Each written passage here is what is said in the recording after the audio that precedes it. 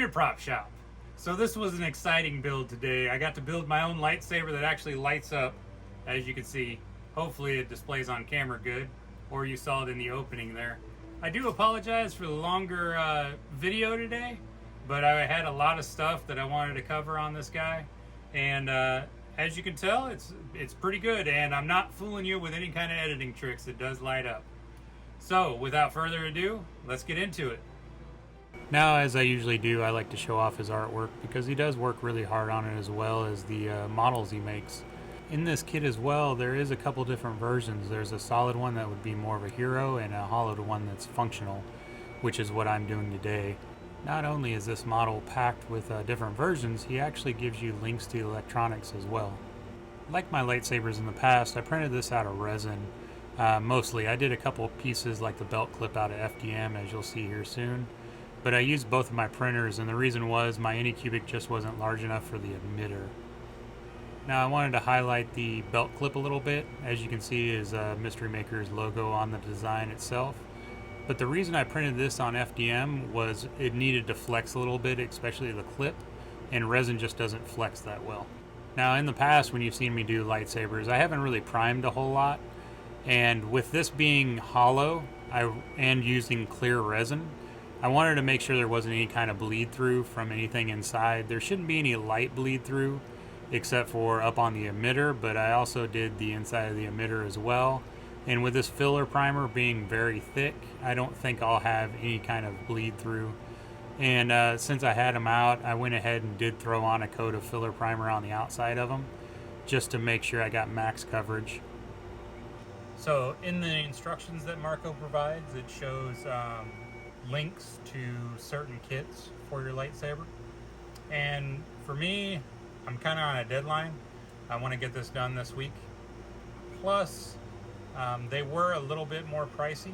I think I could probably find something a little bit better, and I actually have about 4 or 5 of these from Best Buy when I worked there, and used to get them dirt cheap. It's an Insignia brand.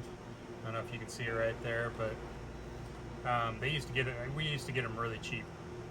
And I started kind of looking, and I'll show it down here as well too. And all it is just an LED light. It is pretty bright. So what I'm going to try to work with is this little guy here, and see if it'll work. So the top unscrews, and it's got some springs and stuff in it. I am going to have to modify it quite a bit, because if you look on the inside of here, there's actually a ring connecting the positive negative loop. So I'm going to have to put a jumper cable in there. However, I have test fitted it already, and this is going to look kind of horrible on camera because I haven't done anything with it, and I've just primed it is all. So don't think that's the finished model or anything, okay? So the little light kit right here, the LEDs, I actually found out fits right down in there. If you can see that on camera or not. So it'll work out great. And I actually found out something else, something that my wife got me for Christmas this past year. And I'd been wanting to use it, I just hadn't made a lightsaber yet. So in Marco's design, he shows the actual PVC that you can use, I believe it is. However, these you can actually get on Amazon. And it's just a lightsaber tube. And if you kind of look right there, if you've got direct light in it, it'll light up. And this little guy here, if I can get it out now.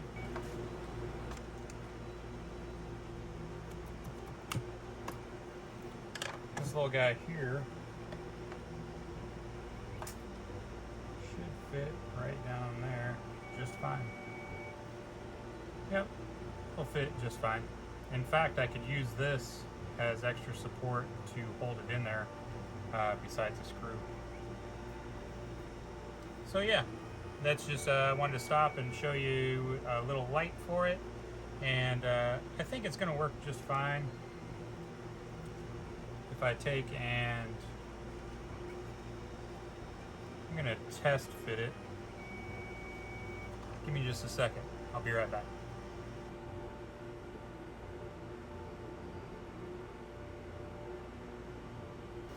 And I'm back. So I had to go and put it back together. But if you look, it shines pretty good.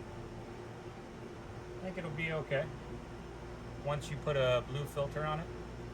And I'll even kick off the light and see how it does. So you can't see me much, but let's see. Yeah, I think that'll be just fine. And I'll put a blue cap on it, or I'll put some gels down the center, and it should do pretty good. Right now I've just got a white lightsaber, but hopefully it'll be blue. Alright, let's get back to it.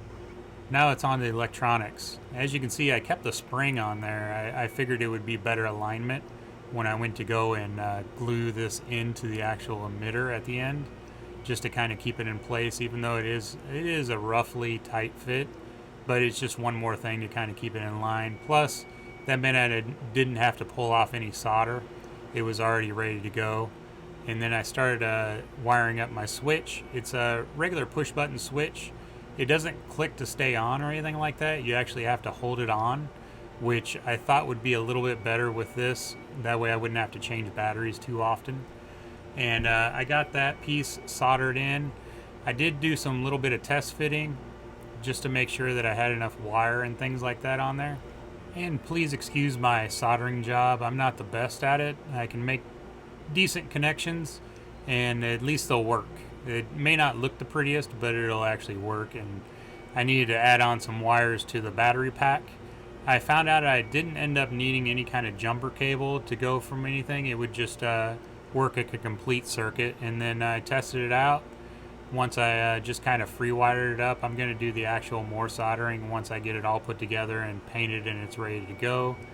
But after testing it out, you can see my circuit's working. And I do have some good excess wire, but luckily Marco put in quite a bit of hollow space in there, and my pack is fairly small. Now, as I went and test fitted my switch in there, I found out the hole wasn't big enough to just hold the switch in there like I wanted. And I found out I needed to drill it out, make it a little bit bigger. Now, I'm going to show this in real time on how slow you need to go with this, because there isn't a whole lot of room on the top there. If you go really fast with this, it's going to crack your resin. There's no ifs, ands, or buts about it. And then test out my switch, and it worked just fine. Used some super glue to hold it in place, and it was good to go. So now it was on to paint. I started with a matte black coat out of my airbrush kit, and I did the matte black coat on all of the pieces. I wanted to make sure that I got max coverage on anything that was primered, just so that when I put down my other coats I wouldn't have any issue, especially on like the secondary body.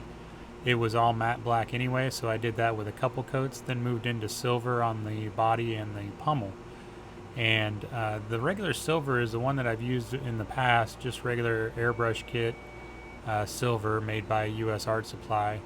After that I started painting the switch that would be the switch in the actual show, even though my switch is actually on the side, and went with a gold for it. And I think that piece came out really well. I moved on to the emitter after I got it printed out. I did print out a secondary piece of this because the first piece did crack on me, and it probably would have covered it up once I put it through the secondary body to connect it, but it just didn't turn out all that great anyway in the first place. But I did this in gold and silver. The colors were from the reference picture that Marco provided. And I did do a little bit of research online and found that it was the silver and gold on there. Then I moved into the body again just to do another coat of matte black on the pieces that needed to be black. And during this process too, I actually did another coat on the secondary body. And then from there I moved into just kind of doing some shading around any kind of holes, some streaks that may go through the body that would just kind of add a little bit more depth to it, and to show that it was a little, used Same thing I did with the pummel. I went and added a little bit more depth around those pieces around the outside. Now, just as it says, some assembly required. So I used super glue to actually connect all this. I went and sanded off the paint that I had painted on the emitter just so I'd get a better grip on that glue when I connected it to the secondary body there. And then from there I moved into the actual attachment to the main body. And again too, this was with super glue. Super glue is really good to use on resin. The reason being is that it won't come apart. I can tell you that it just won't come apart. It'll break around the super glue before it lets go. For the installation of the actual light, I connected it to some wiring I had. This is for like picture frames and things like that. If you don't have any of that, you could just use a regular wire hanger, just undo it a bit and it would work just fine. And then I did some testing as well. The installation of the light, I used super glue as well.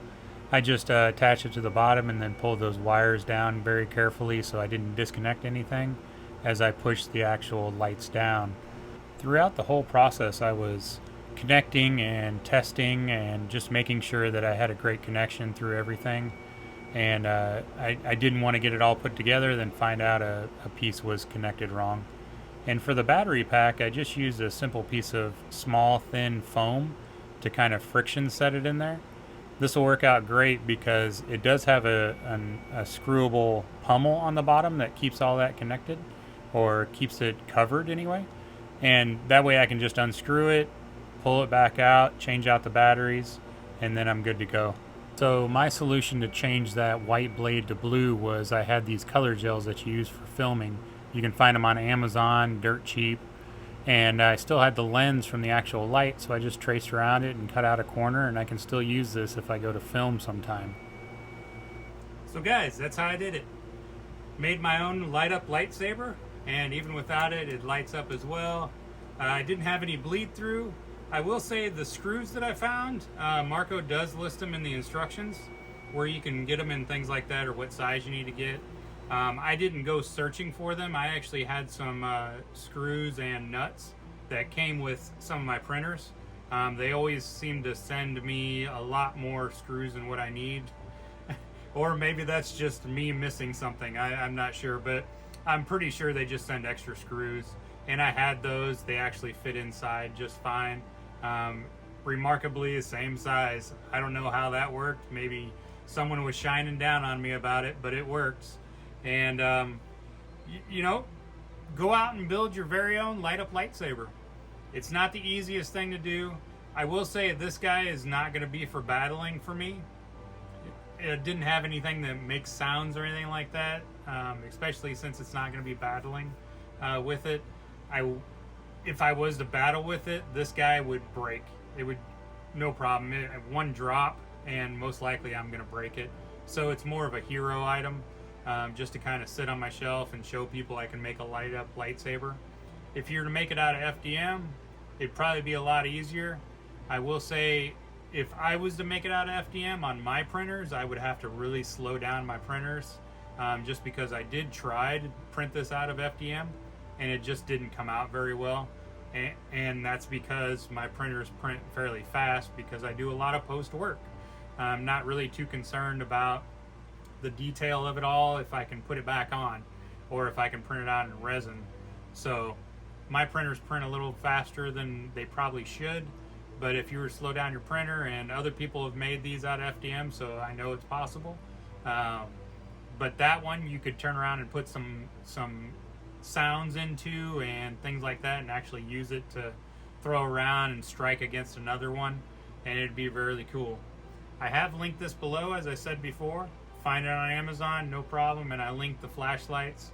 The bolts, if you download this model from Marco and subscribe to his Patreon, please do. It's patreon.com/mysterymakers, really easy. And go out and build something. Thanks for watching. You have a great day.